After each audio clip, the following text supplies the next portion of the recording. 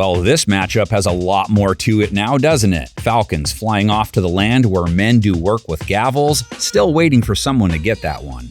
Ain't no reason to be scared now, that's the fun part. Washington, the host, both teams with plenty of incentive to pull out a win. Commanders, the next team to take on an Atlanta offense, still operating with Bruce Springsteen jamming in their earbuds. Tyler Algier will put it on ice. Falcons' approach to moving the ball got them another win last week. They are born to run. 33 carries in Week 11 against just 20 passes, 4.5 a run. Said it last week, stars of their rush attack vary week to week. They don't seem to mind sharing.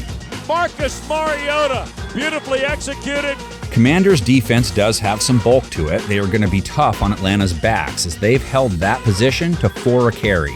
Goes nowhere. John Allen blows up the play. Marcus Mariota can also factor along the ground. He ran 13 times last week, didn't do much yardage-wise, but he's capable of it, and he did score. Marcus will keep it right side, diving into the end zone. Touchdown, Atlanta. Commanders against running quarterbacks, even better than they've been versus running backs, just 3.5 a scamper. They faced Jalen Hurts twice, too.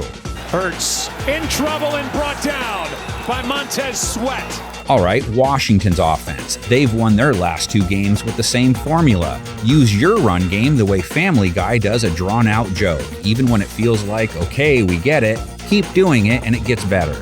Touchdown, Washington! What a second effort by Robinson! Washington knocked off unbeaten Philadelphia a few weeks ago with a fat rush attempt figure, under 4 yards per carry. Last week, 40 more runs, 3.8 yards per carry, and the W. Gain of 13 on the ground and a first down for Washington. And a stand-up and a flex. It's body blow football at its finest. Falcons, for what it's worth, have given up 4.4 a run. That's not great. Deontay Foreman, keep trucking.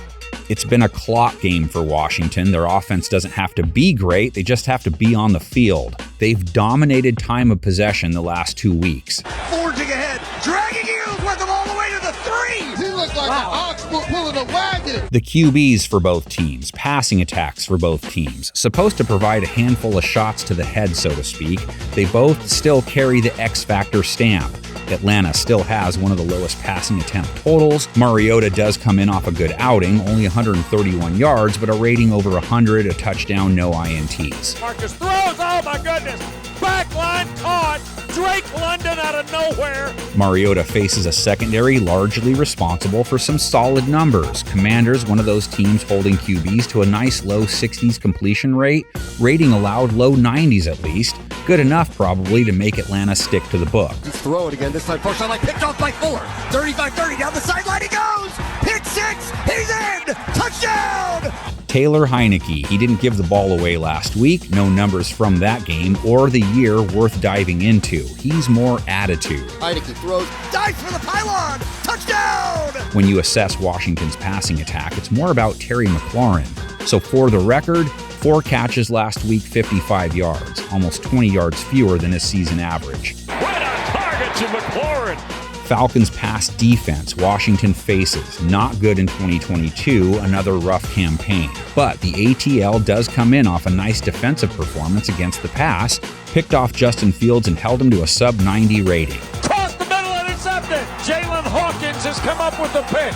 They were also feeling the Thanksgiving spirit. The Falcons got home 4 times. And he will be sacked. Justin Fields is taken down. I said all this was X-Factor material. The Commanders' offensive line has given up a high pressure rate, given up a lot of sacks. Then last week, Heineke doesn't go down once. Mariota knows the feeling. Falcons have allowed a 34.7 pressure rate in 2022.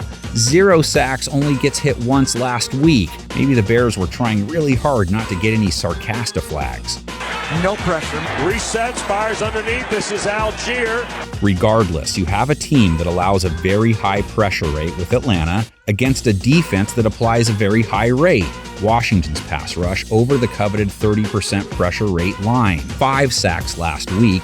Montez Sweat, Daron Payne, Jonathan Allen, responsible for all 5. Give one to Montez Sweat back at the 13-yard line. Back-to-back sacks. Take your time, Chase. We're just doing work here. Your job, fill in the gaps in the comments section with predictions. Our job is to now show you some predictions.